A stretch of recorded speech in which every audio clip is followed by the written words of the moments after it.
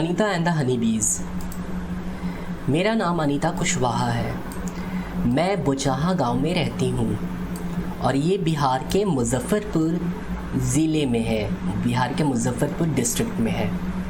तो अनीता कौन है, पहले हम ये जान लेते हैं। अनीता ये लड़की है, जैसा कि हम ग्रीन कलर का एक सलवार समीज़ पहनी है, एक रेड कलर का सलवार समीज़ पहनी है, तो यही अनीता कुशवाहा है। और ये बिहार के मुजफ्फरपुर ज़िले के बोचाहा गांव में रहती है ये अनीता। तो अनीता ने ऐसा क्या किया है, अनीता की क्या कहानी है, आज हम इस वीडियो में इसी के बारे में हम बात करेंगे। अनीता की ज़िंदगी के बारे में बात करेंगे और जो कुछ भी आज हम पढ़ेंगे अनीता के बारे में, ये एक सच्ची कहानी है। तो चलो शुरू करते हैं। तो पहले तो हम देखते हैं इंडिया का एक मैप देखते हैं। ओके, तो हम देख सकते हैं ये इंडिया हमारा भारत देश है और बिहार हमारा स्टेट, बिहार जो स्टेट है वो किसके नीचे है, वो ठीक चाइना और तिब्बत लिखा है ना, उसके ठीक नीचे बिहार है। चलो एक बड़ा सा एक इंडिया का मैप देखते हैं हम लोग। तो ये रहा बड़ा सा इंडिया का मैप, तो हम देख सकते हैं। तो ये रहा बिहार, देखो मैं सर्कल कर रहा हूँ। ओके, तो पटना लिखा है, छपरा लिखा है, दरभंगा लिखा है, ठीक पटना के ऊपर ही मुजफ्फरपुर है, तो यहीं पे रहे हैं। चलो और थोड़ा जूम करता हूँ मैं इसे, देख सकते हैं बिहार पटना, तो यहाँ पे है बिहार। ओके, आ रही होगी समझ में बात, ठीक चाइना और तिब्बत के नीचे है। आगे देखते हैं, पहले तो एक बिहार का एक पॉलिटिकल मैप भी देखते हैं हम लोग। बिहार का पॉलिटिकल मैप ये रहा, तो देखो पटना रेड कलर का डॉट से, उसके ऊपर क्या है, वैशाली और हाजीपुर है, और उसके ऊपर देखो मुजफ्फरपुर लिखा है ना, तो इसी मुजफ्फरपुर के बोचाहा गांव में अनीता रहती है, अनीता कुशवाहा। ओके, तो इट्स नाउ क्लियर। आगे बढ़ते हैं हम लोग। I stay with my parents and 2 younger brothers. तो अनीता कुशवाहा अपने मम्मी पापा के साथ रहती है और 2 छोटे भाइयों के साथ रहती है। वो कॉलेज में पढ़ती है और पढ़ने के अलावा वो छोटे बच्चों को भी पढ़ाती है, और साथ साथ वो क्या करती है, वो हनी बीज मधुमक्खी पालन भी करती है वो।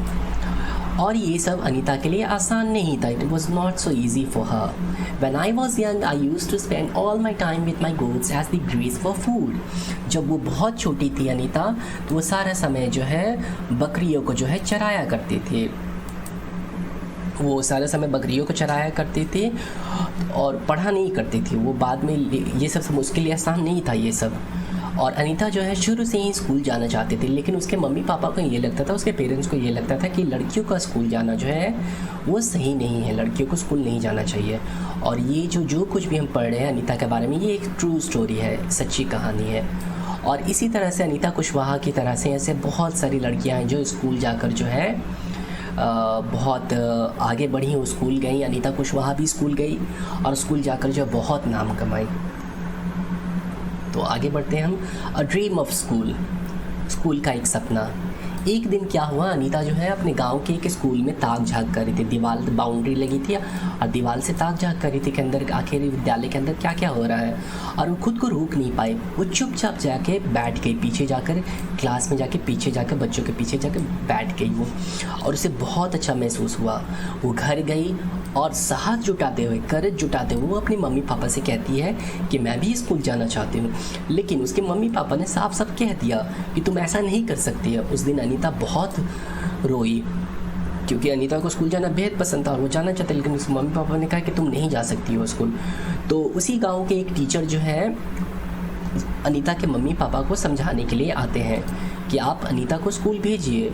ओके, और जो भी है आपको क्लास 5वीं तक पढ़ाने के लिए आपको कोई पैसा नहीं लगेगा। क्लास 5 तक पढ़ाने के लिए, अनीता को पढ़ाने के लिए आपको कोई खर्च नहीं आएगा।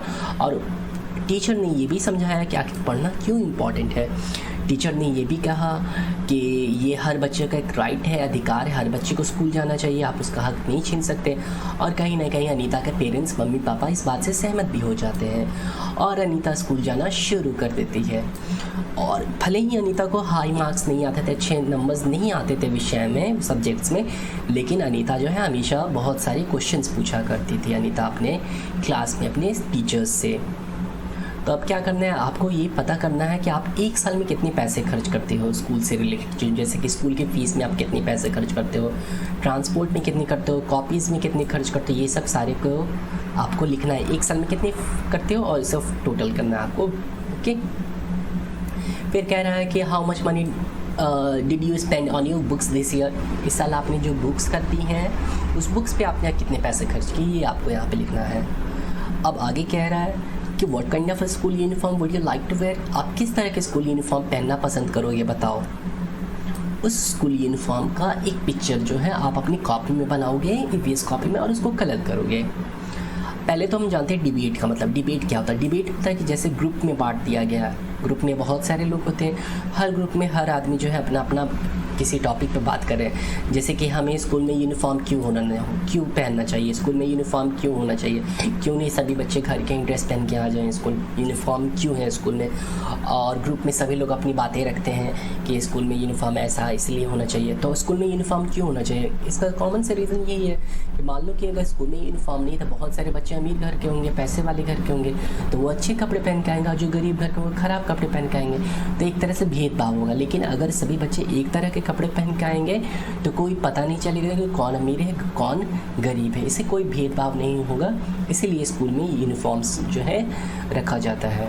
आगे देखते हैं हम लोग स्टेइंग इन स्कूल।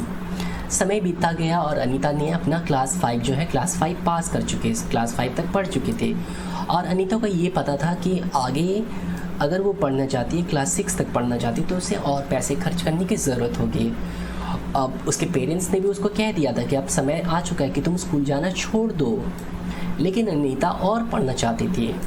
उसने एक तरीका खोजा इसके लिए कि कैसे वो आगे पढ़ सकते हैं। वो क्या करती है, वो अपनी से कम उम्र के बच्चों को पढ़ाना शुरू कर देती है, मतलब कि ट्यूशन्स देना शुरू कर देती है। जैसा कि हम पिक्चर में देख सकते हैं कि अनीता जो है छोटे बच्चों को क्या करी है, पढ़ा रही है इन छोटे बच्चों को। ओके, और जो पढ़ाने से जो ट्यूशन्स के पैसे से मिलते थे उसी पैसे से वो अपने आगे की पढ़ाई को वो कंटिन्यू करती है। तो अनीता की एक कहानी है कि स्वीट मेमोरी है कि अनीता जब ट्यूशन्स पढ़ाना शुरू की तो उसी गांव में जो बड़े उम्र के जो बच्चे थे उसे पसंद नहीं था कि अनीता ट्यूशन्स पढ़ाए। इससे क्या हो रहा था कि सभी बच्चे जो है अनीता के पास आ रहे थे पढ़ने। तो वो जो ओल्डर बॉयज़ थे वो सभी बच्चों को डराते थे, धमकाते कि तुम अनीता से पढ़ने नहीं जाओ। लेकिन सभी बच्चे जो है धीरे धीरे अनीता से ही पढ़ने लगे, क्योंकि अनीता बहुत प्यार और बहुत केयर से पढ़ाया करती थी उन बाकी टीचर्स की तुलना, उन बाकी शिक्षकों की तुलना में अनीता। ओके, अब चलो बात करते हैं। क्या तुम्हें पता है कि आज भी बहुत सारे बच्चे पढ़ना चाहते हैं लेकिन वो पढ़ नहीं पाते हैं? आखिर ऐसा क्यों? हम देखते हैं कि बहुत सारे बच्चे जो है आज भी जो है मतलब कि पढ़ना चाहते हैं, they want to study but they are not. वो कहाँ काम करते हैं? वो बहुत सारे फैक्ट्रीज़ में बाल मजदूरी करते हैं। ओके, वे स्कूल नहीं जाते हैं क्योंकि उनके माता पिता गरीब होते हैं, वो नहीं पढ़ा सकते। आप तो बेहद लकी हो, आपके पास बहुत कुछ है। लेकिन ऐसे बहुत सारे भारत में, ऐसे बहुत सारे दुनिया में बहुत सारे बच्चे हैं जो स्कूल जाना चाहते हैं लेकिन वो स्कूल नहीं जा पाते। वो कहीं ना कहीं जो है माता पिता के साथ जो है वो काम करते, चाइल्ड लेबर करते। जैसे कि इधर हम देख सकते हैं ये स्कूल जाने के वाले बच्चे हैं लेकिन ये क्या करें, काम करते हैं। ओके, ये सब भी पढ़ना चाहते हैं लेकिन वो पढ़ नहीं पाते हैं गरीबी की वजह से। ओके, तो हमें जो है ऐसे बहुत सारे बच्चे हैं। Okay, we all know it. और हर बच्चा जो है फ्री एजुकेशन मतलब मुफ्त शिक्षा पा सकता है क्लास 8 तक कोई भी बच्चा फ्री शिक्षा जो है पा सकता है। ओके, और तुम्हें लगता है कि क्या सभी बच्चे क्लास 8 तक पढ़ पाते हैं? नहीं, सभी बच्चे क्लास 8 तक नहीं पढ़ पाते हैं क्योंकि हमारे पास तो बहुत कुछ है लेकिन बहुत लोग के पास नहीं होता है बहुत कुछ। बेहद गरीब होते हैं, उनके पास खाने के लिए भी पैसे नहीं होते, पढ़ने के लिए पैसे कहाँ से आएंगे? सभी बच्चे क्लास 8 तक नहीं पढ़ पाते हैं। आगे देखते हैं क्या होता है। धीरे धीरे अनीता जो है गांव के और भी लोगों से बात करने लगती है कि वो अपनी बेटियों को, अपनी डॉटर्स को भी स्कूल भेजे पढ़ने के लिए। और कहीं ना कहीं उसके मम्मी पापा भी अनीता का साथ देने लगते हैं उसके काम में। और अनीता की जो मम्मी थी वो सारा घर का काम जो है करती थी ताकि अनीता को पढ़ने का काफ़ी समय मिल सके। अब आगे देखते हैं। From school to beekeeping. अब अनीता के गांव, अनीता किस ज़िले में रहती है? बिहार के किस ज़िले में रहती है अनीता बिहार के किस ज़िले में रहती है? अनीता बिहार के मुजफ्फरपुर ज़िले में रहती है। और मुजफ्फरपुर जो है किस चीज़ के लिए मशहूर है? वहाँ की लीचीज़ के लिए। तो मुजफ्फरपुर की लीची बहुत बेहद अच्छी होती है और मुजफ्फरपुर लीची के लिए फेमस है। और अनीता मुजफ्फरपुर के किस गांव में रहती है? बुचाहा गांव में रहती है। और वहाँ पे बहुत सारे लीची के पेड़ हैं। हम लीची के पेड़ भी देख सकते हैं कि लीची के पेड़ किस तरह के दिखते हैं। लीची के पेड़ कुछ इस तरह के होते हैं। और वहाँ मुजफ्फरपुर की लीची बेहद फेमस है पूरे भारत में। और वहाँ पे बहुत सारे लीची के पेड़ हैं तो लीची के फूल भी होते हैं, लीची फ्लावर्स भी हैं। हम सकते हैं कि लीची के फ्लावर्स कैसे होते हैं। लीची के फ्लावर्स कुछ इस तरह के होते हैं, देख सकते हैं ना, लीची के फूल इस तरह के कुछ होते हैं। तो वहाँ के जो लीची के फूल है वहाँ पे जो है हनी बी जो है, जो मधुमक्खियाँ होती हैं वो उन लीची के फ्लावर्स के अट्रैक्ट होती है, मतलब कि वो लीची के फूलों के पास आती हैं। और बहुत सारे लोग जो है वहाँ पे मधुमक्खी पालन मतलब कि बी कीपिंग करते हैं, मतलब कि मधुमक्खी पालते हैं और उससे शहद हनी जमा करते हैं। तो अनीता भी सोचने लगी कि मैं भी ये करूँगी, और अनीता जो है सोच लिया कि मैं भी मधुमक्खी पालन करूँ। तो अनीता जो है एक कोर्स, मतलब कि गवर्नमेंट जो है ट्रेनिंग देती थी, सरकार जो है ट्रेनिंग देती थी ये कैसे आप मधुमक्खी पालन कर सकते हो। तो अनीता उस मधुमक्खी पालन को क्या करती है, ज्वाइन कर लेती है, उसमें भाग ले लेती है। और उस कोर्स में वो खुद अकेली लड़की थी वो उस कोर्स में। और जब वो मधुमक्खी पालन की जब ट्रेनिंग ले लेते तब वो ये पाती है कि मधुमक्खियाँ जो हैं वो अपने अंडे जो है कब देती हैं, वो अपने अंडे अक्टूबर से दिसंबर के बीच में देती है। और अक्टूबर से दिसंबर के बीच का समय ही जो है सबसे बेस्ट टाइम होता है, सबसे बढ़िया समय होता है मधुमक्खी पालन करने का। तो एक सीक्रेट है कि अनीता कहीं ना कहीं छुपा कर जो है वो मोटरसाइकिल चलाना भी सीख लेती है। वो किसी को ये बात नहीं बताती, कई बार वो गिरती है, कई बार चोट भी लगती है, लेकिन वो चलाना वो सीख लेती है मोटरसाइकिल। तो हमने देखा कि कैसे जो है बीज जो है मधुमक्खियाँ जो हैं वो जो है लीची के फ्लावर्स की ओर अट्रैक्ट करती है। और सबसे बेस्ट टाइम क्या होता है, बी कीपिंग का सबसे बेस्ट टाइम होता है अक्टूबर से दिसंबर के बीच में।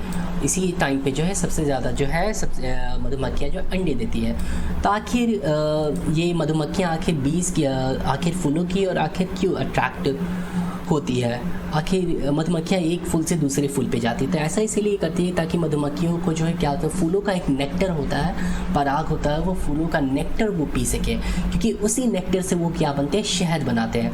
और कहीं ना कहीं जब मधुमक्खियाँ एक फूल से दूसरे फूल पे जाती है तो कहीं ना कहीं वो प्लांट्स के लिए भी काफ़ी फ़ायदेमंद होता है। प्लांट्स इस तरह से सीड्स बना पाते हैं, बीज बना पाते हैं। और कहीं ना कहीं प्लांट्स के आगे की हायर क्लासेस में, क्लास 6 के साइंस में, 7 की क्लास के साइंस में तुम जानोगे भी इसके बारे में कि कैसे बीज हमारे लिए, मधुमक्खियाँ हमारे लिए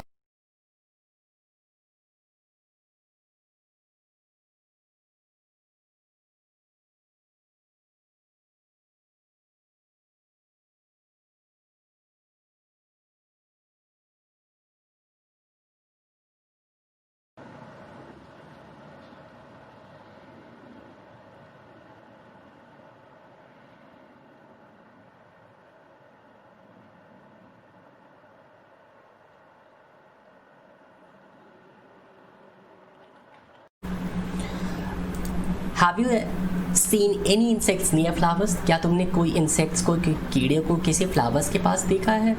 हाँ देखा होगा तुमने, बटरफ्लाइज को देखा है, हनी बीज को देखा है जो फूलों के पास आती हैं। तो आपको क्या करना है, इनका कलर बनाना है, इनका चित्र बनाना है, इनको कलर करना है कॉपी में। अब तुम्हें क्या लगता है क्यों ये इनके फूलों के पास आते हैं? इनके नेक्टर्स पीने के लिए, ओके, फूलों का रस पीने के लिए, नेक्टर्स पीने के लिए, फूलों का नेक्टर पीने के लिए जो है ये इंसेक्ट्स जो है फ्लावर्स के पास आती हैं, फूलों के पास आती हैं। When honey bees fly there is a kind of a sound। जब हनी बीज मधुमक्खियाँ उड़ती हैं एक तरह का आवाज़ करती हैं। क्या तुम वो आवाज़ कर सकते हो? कुछ इसी तरह का साउंड करती हैं बीज।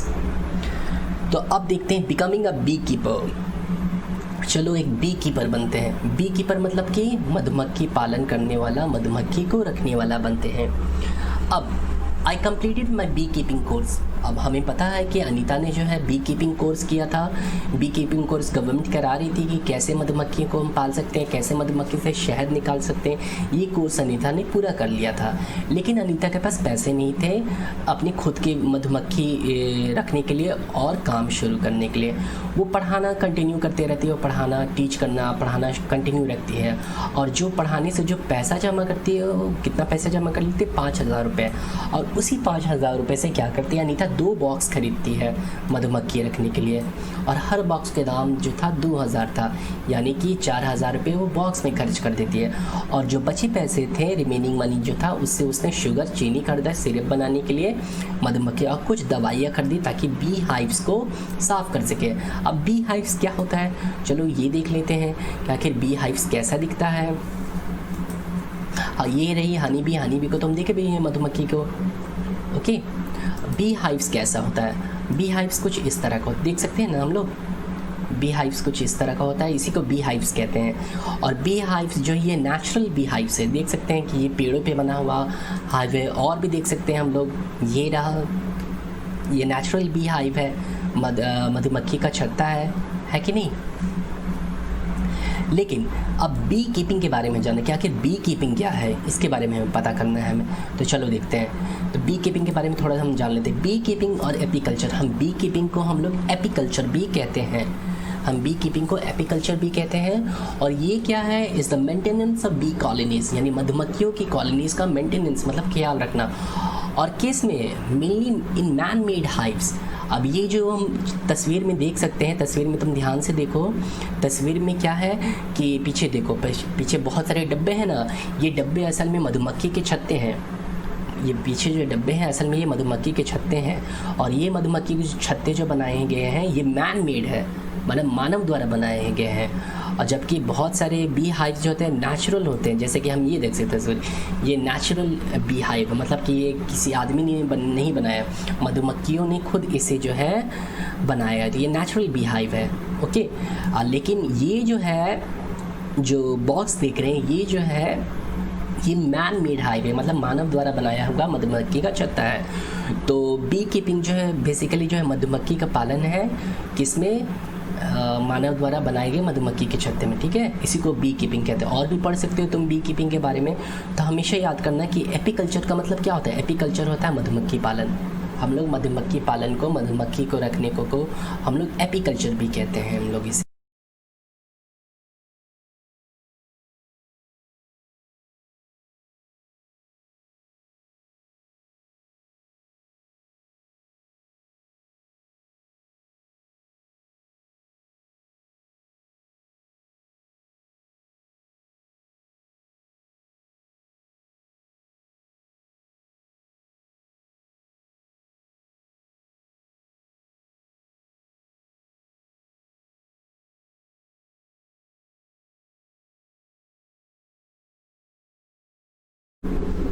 और भी देख सकते हैं, ये अनीता का डब्बा है, जो अनीता जो बी बॉक्स करती थी, ठीक है। और देख सकते हो ना मधुमक्खी का छत्ता है। और भी हम लोग देख सकते हैं कि बी बॉक्स कुछ इस तरह के होते हैं, ओके।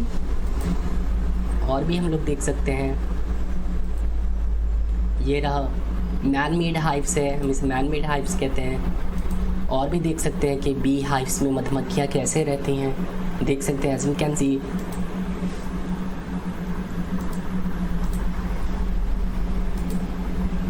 तो बी कॉलोनी, ये रहा मधुमक्खी का छत्ता, ओके। तो I hope it's may be clear now.